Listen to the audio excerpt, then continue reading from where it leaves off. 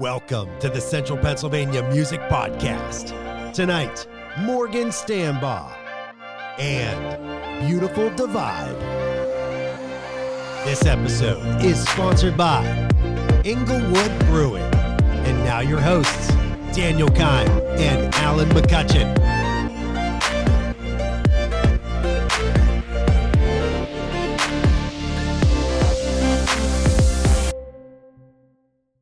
Welcome to the Central Pennsylvania Music Podcast. I'm your host, Daniel. Coming up, we have Morgan Stambaugh and Beautiful Divide. Stay tuned.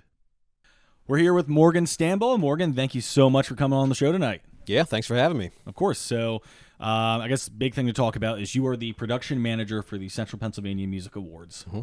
So how did you get involved in that? Tell us a little bit more about your role and what you do. Sure. So got involved with it when Brandon, approached me with the idea, and he's had this idea for years, and it just been kind of sitting in the back of his brain. And then one day he's like, "No, I want to do this. I want to make it a thing. I want to put on a ceremony." It's like, what are you talking about? Yeah, like that doesn't make any sense to me. And he's like, "Well, I might need some help with the production." I was like, "Well, look, if this ever comes to fruition, sure. Yeah. Like whatever you need, man, I'll help you out." Because I've been buddies with him for a long time. We played together in Cold Spring Union. Him and I went to college together and high school together. Played in a couple bands throughout high school and college. So, known the dude for a long time. Yeah, so, you got a little history with him. Yeah. As time went on, it became very apparent that it was going to happen. So, I said I'd step in and help him, kind of wrangle all the production side of things. So what was that like whenever he finally came to you and was like, "Hey, Morgan, we're doing this"? What was your reaction like? Okay, what's next for you then? Yeah, for me, it's okay. And, my mind went, back into live event mode and just, ask the basic questions. So, when is it? Where is it? What all's going to be happening, and how many people, so that I can start planning accordingly and make sure that I have the right people involved. Gotcha. So in the first year, it really took off. So, I mean, what was it? What was the expectation like? Knowing oh my gosh, it's the first year, and you got 400 people the first year, was it? Yeah, there were 4. The first year we had it at the Whitaker Center. First 2 years. Yeah. The first year was not sold out. But it was full. Mm-hmm. And I'm pretty sure I've told Brandon this at some point, but it was way more full than I certainly expected it to be. Okay. Because I honestly still had my doubts with all right, cool, we're having awards and people are gonna pay to show up to come see this, but it really showed, and certainly has showed over the years as the event continues to grow and grow, how strong the local music scene is, which is fantastic. Yeah. Yeah, it's crazy. This year, I believe we're looking at over 1,400 people so far or something like that. So over 1,000 people more than the first year. So, you said there's more people than you were expecting. Was there any panic with that or anything? Or were you just like, nah, I got years of experience. We got this. Oh, no. As far as the event itself, no panic, no worries on my side there. I was just surprised to see that many people. I was expecting, there's going to be 20 or 30 people that show up. Yeah, it's something new, It's something brand new and something that hadn't been done in the area before. So, you don't know what the market for that sort of thing is, the viability of it. Yeah. I would say it was a good turnout. Yeah, that was a great turnout. And from a production standpoint, I had no worries on that. I contacted some of my buddies that still work at Anderson Audio, which is a company that I worked for many years, and they did production for us. So that's awesome. Had no worries. That's good. So can you kind of give us a inside behind the scenes idea of what it's like to be the production manager for an event this big as it's grown over the years? What are maybe some information that people wouldn't know or think of running an event like this? Well, I think most people don't understand or really have a good concept of what happens backstage kind of period, whether it's at an award show event like this, which I'd consider a corporate event, or whether it's backstage at a rock concert, or even at high school theater play. Yeah. There's always so much that happens behind the scenes, and the larger the show gets, then the more that happens back there. The more different departments, I'll call it, that you have to deal with. So, or not deal with, but organize. So for our event, I mean, it's lighting and video and audio, just for the show side. But then there's also wrangling, or herding the cats, as we sometimes call it, with all the different presenters coming up, everyone coming out from the audience. So there's a lot of planning and rehearsing that goes in to make sure that it runs smoothly and starts on time, but more importantly, ends on time. Yeah. I mean, there's a lot of variables, whole lot of moving parts to something like this. So let's maybe go back a little bit further. How did you get started into the production in the beginning? Is this something you wanted to do since you were a kid, or just something that you kind of grew a love for from being a musician over the years? So a little bit of both. I was actually thinking about this randomly the other day. And I've always enjoyed kind of building stuff, putting stuff together, like doing something with my hands and seeing a tangible result of it. Yeah. And I've always had an incredible love for music of all kinds.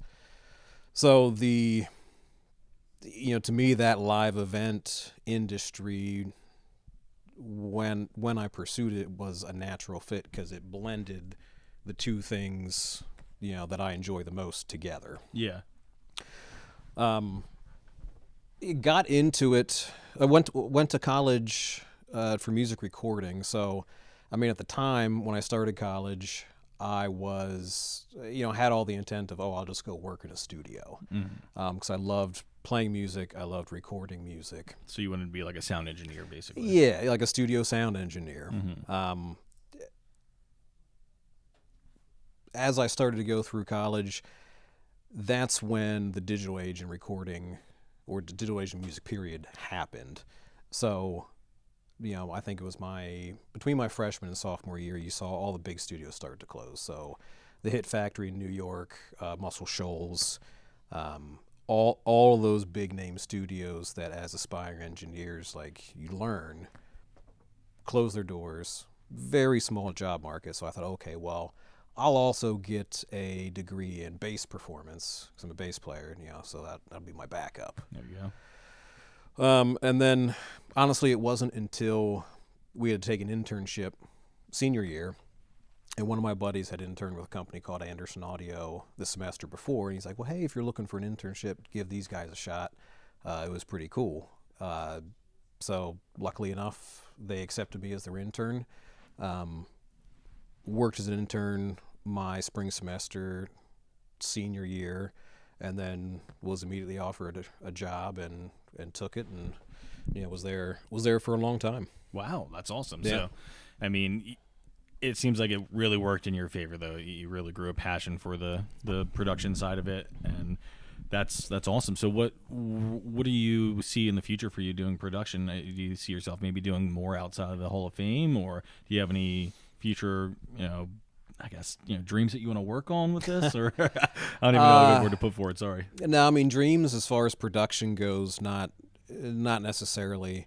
In my career, I mean, I still freelance. Yeah. And in my career, but most especially when I was at Anderson Audio, I mean, I had the opportunity to do an awful lot of very unique, very cool things. Yeah, I mean, you traveled the country for years, right, doing that? Yeah, primarily East Coast based, but I mean, we did shows in California, we did shows in Florida, in Maine. I mean, so we were kind of all over the place.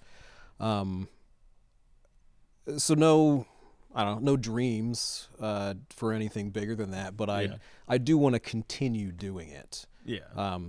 So I still keep in contact with some of the companies in the area, and I'll randomly get called to help support a gig. So a couple times a year, I still get to go out and and do live production, which I appreciate the opportunity to still be able to do it. Yeah, no, that's awesome. So when you were working for Anderson, is there any crazy stories you got or anything from those days of being out there on the road? Oh man. Yeah, there's quite a few. Just which ones do you want to say? Oh man, yeah, well, yeah. Which ones do I want to say? Which there are certainly a couple that, probably shouldn't be told publicly. Totally understandable. Got a couple of my own. What was your favorite part? So on the rare occasion when we actually would get to mix, because that's what we all wanted to do. But I think something that I learned very quickly, and something that unless you're in the industry you don't understand, like very few guys actually get to stand there and mix on the console. That's a fairly prestigious job in most situations, and like that's all they do. In the regional sound company, maybe we'd get the chance to mix at some festivals, but most of the time we were just bringing gear to support other acts. Gotcha. So there wasn't a whole lot of mix time. So I mean, any time that I got to mix was cool. Did met a lot of people. The unspoken rule is you don't talk to them, like pretend they're not famous people. You know? Don't be fanboying over your favorite artist. Yeah. So I mean, there were a couple times that like I personally got starstruck. One was doing support for a Motorhead show. Okay. And I was taking subwoofers out at the end of the night, and Lemmy held the door for me. So like I had a quick back and forth with him. So like one of my bass icons, heroes, held a door for me, and I got to say thank you to him. Like that was pretty cool. Yeah, it sounds, and maybe somebody who doesn't know Motorhead or hasn't been a musician. What do you mean you don't know Motorhead? Well, I guess that's a good point. Come on. I mean, it's crazy though, because that little experience right there, I bet you were just like buzzing for hours after that, just like dude, for days. I mean, and yeah. still, I mean, I still buzz about that. Yeah, it's crazy. I mean, just meeting one of your heroes, it's a really cool experience. Yeah. I wouldn't say I met him. I mean, I saw and worked very close next to, proximity to Stevie Wonder. That's awesome. Yeah, I mean, he didn't see me, obviously. But Fair. that was a jaw-dropping moment for me. The show that he was doing, I was helping tech monitors, so I was near the monitor console the whole time. And Stevie's engineer would say the words that Stevie was going to sing next, like into his in-ears. Mm-hmm. So as Stevie's playing the piano, he's hearing like the next line in his ears. From his engineer. Yeah, from his engineer as he's singing the current ones. Like what? Yeah. That would throw me off. Dude, blew my mind. So I mean, obviously I had the utmost respect for Stevie Wonder prior to actually getting to see him perform in person in that kind of situation, but dude's on another level. Is he like running like a click timer with that as well, or No. So what's the premise of having? I mean, I assume he knows his own lyrics to his song. Is it his method of keeping him on time? No, I mean it might. So I guess I don't know the answer to that specifically. My assumption would be that he may not always remember all the words. There's a lot of people that you wouldn't think that are fantastic singers, but just can't necessarily remember all the words to their own songs. I mean, I guess when you have a couple hundred or 100, Yeah. maybe once in a while they start to blend together. But...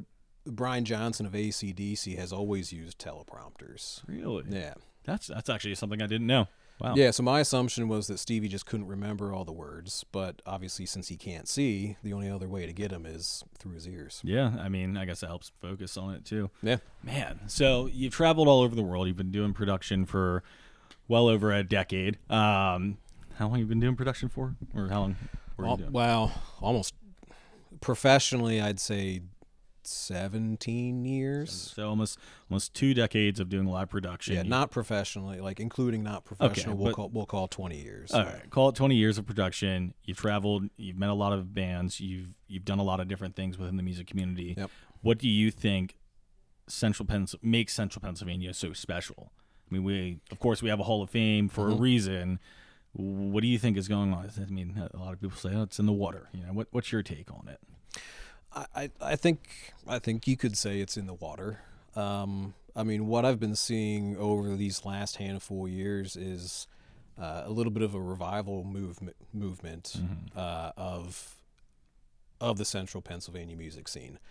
The music scene around here used to be huge, and it went away, but the spirit of it, I don't think, has gone away. Yeah, I don't think so. So there is something special about this area. There's a lot of different cultures between the different cities. There's still, you get a little bit of that like Appalachia kind of music. So the diversity of musicians in the area, I think, is what makes this area so special. That's a great answer. I never thought about it that way. I mean, there was a large amount of diversity in the area, and like as you said, I mean, it's awesome to see that we have something so special here, and continue to help each other grow. It's great to see the positivity coming from the musician to musician, and you really see that in the awards ceremony. I mean, each year we're always adding or shuffling around different categories because even with as long as the show is now, we're not always able to capture all of the different types of music that this area has to offer. Yeah, I mean, it would be an all-day event if you tried to cover everything. I mean, it's pretty insane. Man, that's awesome. Well, man, that's great. Thank you so much for your time and coming on here, man. Yeah, man, thanks for having me. Of course, dude. Thank you for once again. Thank you. So we'll talk to you soon. All right, sounds good. All right. It was great getting to sit down and talk to Morgan and getting to know a little bit more about the production side to our local music community and, of course, the Central Pennsylvania Music Awards. Morgan, thank you so much for your time, and please stay tuned for Beautiful Divide. We are here with Rachel and Tony of Beautiful Divide. Thank you two so much for coming on tonight. Thank you for having us. Thanks for having us, man. Of course, I appreciate it. So, Beautiful Divide is a music duo from Central Pennsylvania. You've been around for about 2 years now. Let's kind of start at the beginning like I like to do best. Tell us how this all started and where Beautiful Divide came from. Okay. So in years prior to us playing as Beautiful Divide, Tony and I were actually in a cover band together, an acoustic cover band called Scissor Chicks that I was in for a long time. We had brought Tony in as our drummer / percussionist. And as that developed, I don't even really know. I don't remember how we got onto the topic of like kind of moving on to original music, but I know we got the idea of what if there was the challenge of writing a song that was vocals and drums only. That was actually supposed to be how the project started. Okay. Like there was going to be no other instrumentation, just vocals, drums. And it was how we wrote our first song, Look Inside, actually. All right. Is kind of just, I would go to Tony's house, we would sit and he would drum. I would come up with random things, random bits and pieces in between the percussion. And once we moved on to actually recording, it kind of got introduced the idea of like, well, what if we can elevate this song by adding some background, adding some ambiance and things like that. And each song just kind of took off from there. So it's kind of our general beginning as far as the music goes anyway. Yep, I would agree with that 100%. Yeah, when we went to the studio, as Rachel just mentioned, we were working with Gary Conahan. Who don't look at me for names. You are the name captain. Yeah, minor panic there. I was like, I don't remember any names Gary. ever. It's okay. I'm terrible names too. Yeah. So the initial intention again was to record Look Inside. Now, what we're kind of skipping over is that it took us about 9 months to write that first song. There was a lot of back and forth and rewrites because when you don't have guitar, you don't have bass, you don't have keys, there's a lot of space in there. So she and I were trying to figure out whether it was, through harmonies with her vocals, me with an extra busy drum part to fill out the space so that way the song from front to back didn't have like these open gaps in there. Yeah. So it took about 9 months to get to the point where we were ready to actually go in and record. Once we recorded it, we did reach out, and we did have friends of ours that ended up doing some like keys and synths and that kind of thing to help fill it out. All right. After we recorded the song, put that out, and then did the video, that's where it was like, because initially we were just going to do that one song, call it a day, go back to our own projects that we were. But the reaction we got from everybody was like, hey, when's the next song going to come out? We really like this. This sounds really cool. And now all of a sudden we were looking at each other like, okay, now what are we going to do? So it just kind of took off from there in a very great way. Like we're like, oh, well, we're just a singer and a drummer. Like, how do we make more songs happen? Yeah, and just backed by popular demand all of a sudden. Yeah. So what we found is that we needed to find people that write backing tracks. And through this whole process, I mean, I'm kind of jumping around here, but through the whole process, there are quite a few people in the industry that are more than happy to write you guitar, bass, synth tracks. Mm-hmm. And then Rachel goes in, she does her thing with it. I go in, I come up with my drum parts. And so it's actually been incredibly cool and incredibly creative for us to take what's there and then put our stamp on it and turn it into our music. You think that's best for your writing dynamic? Yes, 100%. Yeah, and the fun part too has been, I mean, so far we have different people working kind of on each song too, as far as the tracks go. So from my perspective anyway, like Tony does a lot of our like background work as far as getting things rolling for the next song. So he'll kind of just contact me and be like, hey, here's a song that I had somebody write us tracks for. So for me, it's kind of this fun, like, what's the style going to be? Like each song has kind of proven to be a new style, a new dynamic, new sounds that present their own challenges. And I think it's been really fun project creative wise too for that, you know, like Yeah, there's right not now- one sound that we're married to. As Not yet. yeah, it's still too fresh and too young. and we're having fun with that part of Yeah. it. Where like each song, like, okay, well, this is more of a ballad. Okay, wow, this one turned out to be more rock. What's this? You know, it's just let's see what comes out of it. Well, yeah, I mean, music's art and art is abstract. So, you know, you kind of get to do whatever you want with it and have your fun. Absolutely. So do you have any, I guess, maybe ideas of a sound you would maybe like to isolate in the future? Or you think you're just going to stick with it, having fun, and just, you know, making what sound comes natural to you? Well, the two new songs that we're getting ready to record at the end of this month at Atrium Audio definitely have a softer, maybe would that be a good way to describe it, more synth and keyboard driven than, say, Bend Not Break, which we put out, which had a lot of guitar in it. Mm-hmm. There's also other stuff in the channel, so to speak, that is what I consider much heavier. We have different definitions of heavy, which is very guitar driven. So I don't know if one being better or worse. I think it's just, you know, how we're going to react to it and create with it. Mm-hmm. It's just it's an open book at this point. Yeah, I'd be It open for really anything. is. I'd Yeah. be open for any style. I don't really have like anything that I'm like, oh, we need to do it this type, or we need like, let's see what comes next. Yeah, that's awesome. And it sounds like it's working great because you are nominated for Best Duo Trio this year at the Central Pennsylvania Thank Music Hall. you. Yeah, Appreciate that. Of course. Best of luck to you on the awards. Hopefully, you guys get it. I listen to your music; it's fantabulous.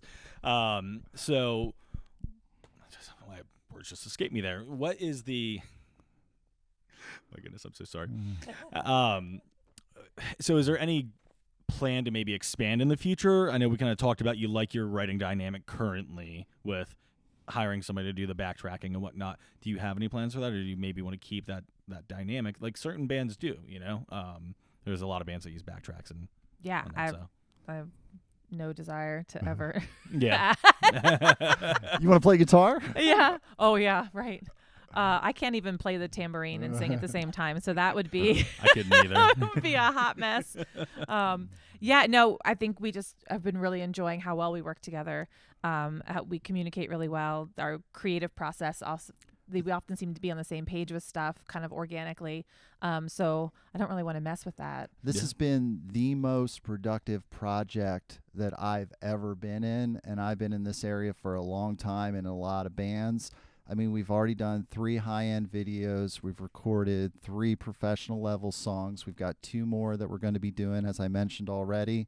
The websites, the merch, everything. So it's all, and of course the nominations. I've never been nominated for anything in my life, so this is just freaking awesome. It's a big deal. So working with Rach is an absolute pleasure. Mm-hmm. She's a hardworking individual. She's a very talented individual. So if we would hypothetically add, like, say, a third person, like a guitar player or somebody like that into the group, unfortunately, it wouldn't be Beautiful Divide anymore. It would be something else. And we've had this question asked already before, too. And I don't know what the name of that project would be as a trio, but as far as Rachel and I goes, it would just be the 2 of us as Beautiful Divide. What's really cool is, and it's been a real learning curve for me over the last year, is being able to take all those backing tracks and then turn them into a situation where she and I can actually perform this stuff live. Because we've had, I couldn't tell you how many people ask, hey, where can I see you play? When's it going to be your first show? Because we haven't even done a first show yet.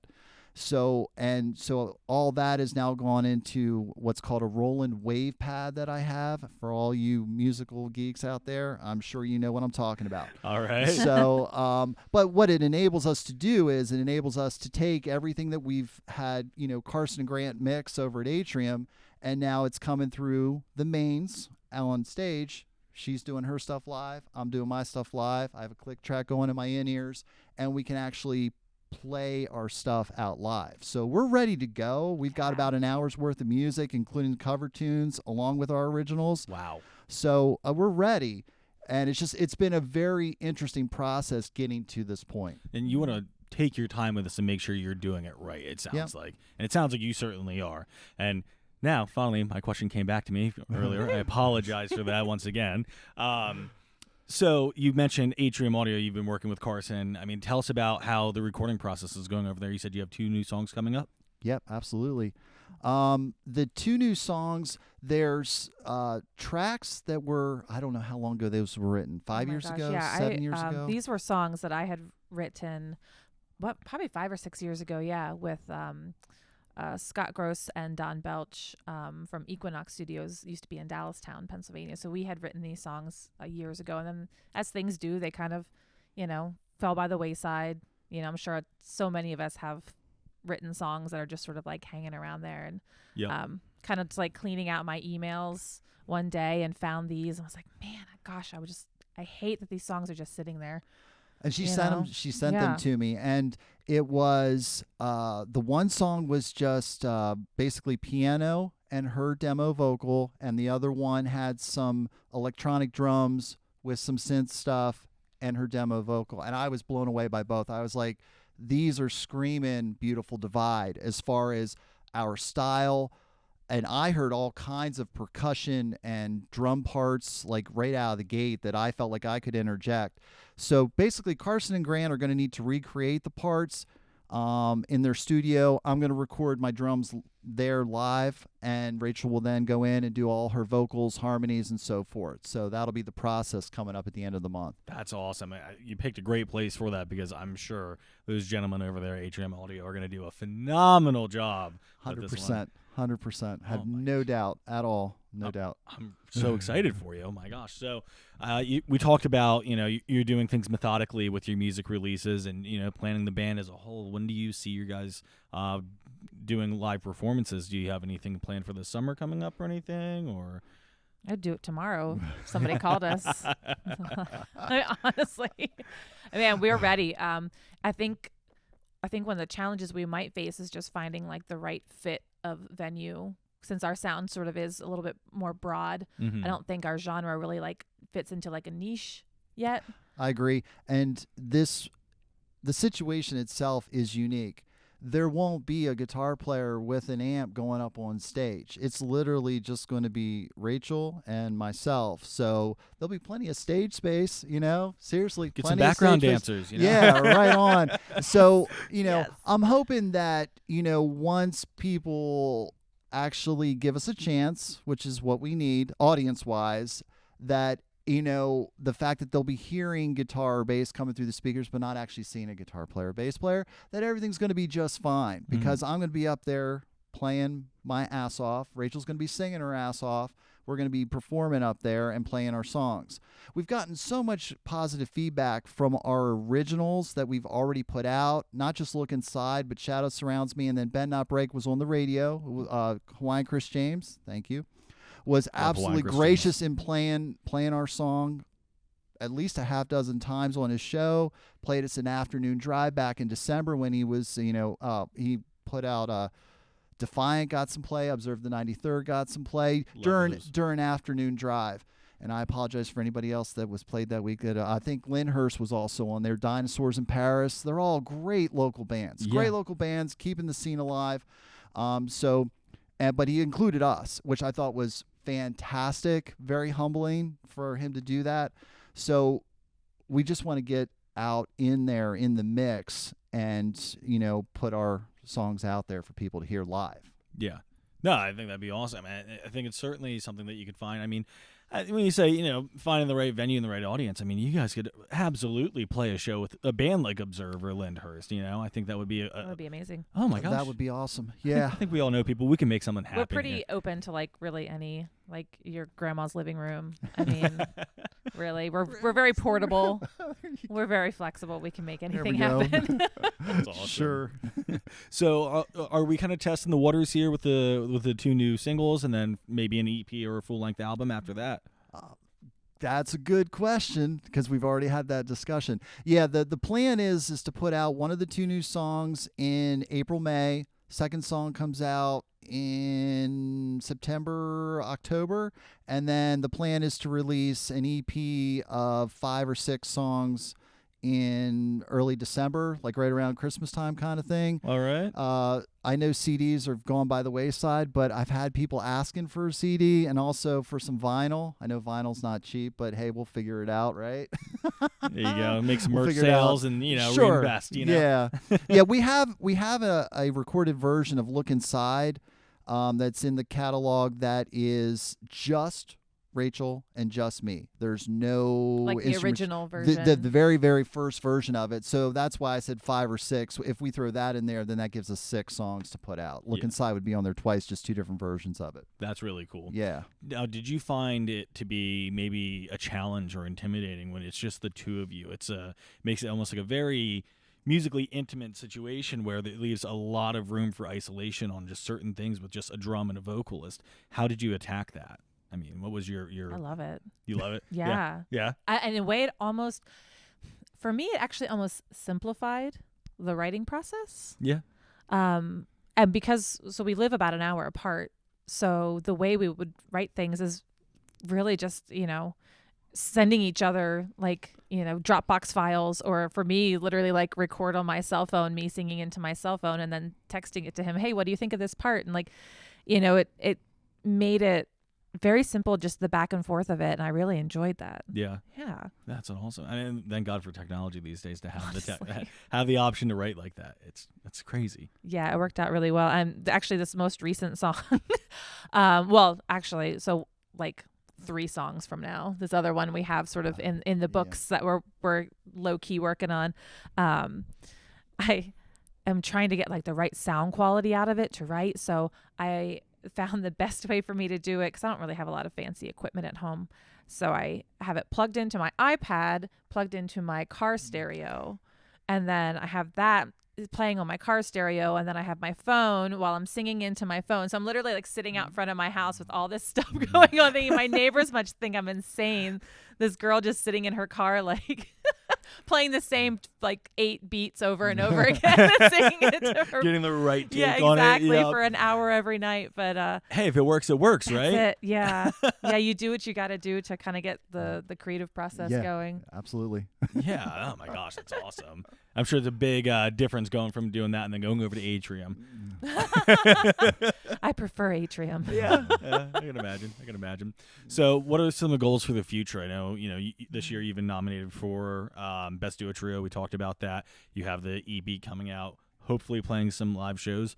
I mean, once again, everything has been very methodically planned out for this. I feel like there's maybe a little bit more we could be missing here. I mean, any other big plans for Beautiful Divide in the future here? We're definitely going to be doing, well, in theory. Like, what is he gonna say? I don't even know. I'm part of this audience now. There, like I said, there's the 2 songs we're going to do at the end of February. Mm-hmm. That's already in the books. We're good to go. There's a couple more songs that will be happening. Whether we record them this year, towards the end of this year, or early next year, just depends on how things develop naturally. There's a possibility, we're still working it out, of putting out videos for the 2 new songs. That's something that's we're still toying around with. Probably some new merch, that kind of stuff. But I think the next big step is trying to line up some shows that make sense for what we do. Because like I said, I don't know if people necessarily know what to do with us because there isn't a guitar player in the band. You know, anytime you think duo, generally speaking, you're thinking somebody that sings, and then the second person is playing guitar. Mm-hmm. Well, the second person in this group is playing drums. What are you talking about? Like, what is this? So, you know, for me as a drummer, my passion in this group and in this project is to push the drums forward. Mm-hmm. Drums traditionally are supportive. They're the rhythm section with the bass player. Yep.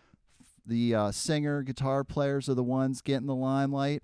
Not that I need limelight. I just want the drums to get pushed forward and help to support her vocal, whether it's through a particular drum fill, particular accents, whatever it is. And if you listen to any of the songs that we put out there, there is a big stressor on me supporting her vocals, whether it's a certain syllable she's singing or a certain way she's holding a note, and then I'm kind of dancing in underneath it or around it, and just giving people something different. Mm-hmm. That's also part of the motivation. It's something unique. Yes. To the best of my knowledge, there's nobody else in the area that is doing this setup. Maybe a percussionist, like on a cajon, that's cool. Mm-hmm. But like I'm talking like drum set playing like at this. So and if they are out there, like we want to meet you. Yeah, I mean, because we should put a show together and have a really great night. The closest thing I could think of it would be like Keen, just drum, piano, and a vocalist. You know, Yeah. Were they even 3 members, or was it just? I think it may have been just 2 people. I don't know. Not sure. Anyways, this is about you guys, not Keen. Well, I mean, I gotta say too. By the way, compliment. You are a hell of a drummer and a hell of a singer. You guys, thank you. Thank you. seriously. Oh my goodness, it really blew Thanks. me away. And I see what you mean about highlighting your notes while you're singing. You guys accent each other amazingly. Awesome. I appreciate Thank that. you. Yeah, I feel like that word doesn't do it justice. I was trying to pull something else, but it didn't happen. So It's a lot of. I mean, it's a lot of writing, rewriting, listening, and then just rinse and repeat. I mean, these songs, they take time. I think with Bend and Shadow, we spent at least, I would say, because I had it before, 4 to 5 months of trying to figure it out and hash it out. Same with the new songs that we're getting ready to record. I spent the last few months just hashing it out. Each of the 2 new songs, for something different. One of the songs in the bridge, there's a drum solo, not a guitar solo, a drum solo. And then one of the other songs, there's a drum solo outro. Nothing like ridiculously long, but something that's just different for people to listen to. So that had to be hashed out, written, Rachel getting her blessing on it. Like, hey, is this cool? Is this not cool? Is it fitting the flow? Flow's everything in this band. absolutely, So it certainly sounds takes like it. time. So, would you say? I know that there's probably a pretty obvious answer to this, but would you say that there's any specific challenges you face being a duo that is just drums and vocals that you haven't maybe highlighted yet, or rather spoke of yet? I mean, aside from not having a guitarist and a bassist and stuff like that, is there? You've both been with bands with those, gosh, my words keep escaping me. No, I see where you're headed with that. Yeah. Oh, that's a good question. The challenges. I mean, maybe a little bit, because once we get tracks that have other musical elements on them, they're kind of they're there. We can't really change them. I mean, we can to some degree, Yeah. but those instrumental tracks, once they're written, are pretty much there, and we have to work around them, as opposed to having a full band and other members that you can be like, oh, can we tweak that bass part a little bit, or can we extend that guitar part? Like, we can't really do that as fluidly as you might be able to. So, but each of the challenges that come up with this, I kind of just view it as fun. Yeah. That's kind of the fun part of this. part of the we're getting to adventure. do something Yeah. different that's not just what so many of us have been doing for years and years. Yeah, I would say we're gonna be limited on being able to improvise because I'm tied That's a to a good click one. track. I'm tied to whatever the music is that's going on. We're doing a cover. This is an example where there could be some room to play with things. We're doing our own version of Prince's "When Doves Cry," okay, and I overdubbed at least 4 or 5 different percussion tracks. So you're going to hear the percussion tracks through the mains, you're going to hear me playing, and then you're going to have Rachel doing her thing. There's no guitar, there's no bass, there's nothing else. But at any point, I can just drop those backing things out, and then it would just be me on drums and her. So it's going to sound very organic. It's going to sound very open, but we could expand on that. But point is that we're going to be locked into whatever the arrangement is and whatever we're starting and ending with. There's not going to be that room to, hey, let's let the guitar player go for 24 measures and solo and turn it into a jam band. Yeah. That's not what this is. Gotcha. We can't pull that off. I have all the respect in the world for bands like Fish. I love Fish. Fish is They're amazing. the ultimate jam band in my opinion, but that's just not what we do. Yeah, no, I do love Fish. There's a cover band that plays. There's a Fish tribute band that plays Oh, Excel pretty sure. often. I'm pretty sure. Yeah. Seen them a couple of times. Yeah. Well, I do want to ask one more question. And this actually, I can kind of tie you guys into it. It's something we like to ask all of our guests. It's typically, what do you think makes Central Pennsylvania so unique when it comes to music? Because obviously we have a lot of talent, and you guys are a unique act coming from Central Pennsylvania. Thank you. Of course. Thanks, I mean that, the biggest compliment, of course, as well. And I love to see it. What about Central Pennsylvania do you think is so unique, and why do you think we bring such good music from this area? Well, it's really boring here. We got to find something to do, right? It's really boring. What else are you gonna do? You can go sit and watch the cows, or you true. can make some music. Yeah. So I mean, we have both been in this area for quite a while and played in a lot of different bands. We know a lot of the musicians in the area, and there is a ridiculous amount of talent in this area. And it's everybody. 95%, everybody's trying to help everybody else out, whether it's through getting a gig or getting some airplay or promoting on socials. I see so many bands helping out other bands on socials, which is where everybody's living these days. Yep. On your phone with your TikTok and your Instagram, your Facebook. That's where everybody's at. But, I see that, and I appreciate that. I think that's a beautiful thing too. But there just is... There's a bigger pool of musicians here than I think people tend to give it credit for. It's a sense of community about it. Yeah, Yeah. I think so. And I love that Brandon is trying to elevate that here through the CPMAs, through this podcast and things like that.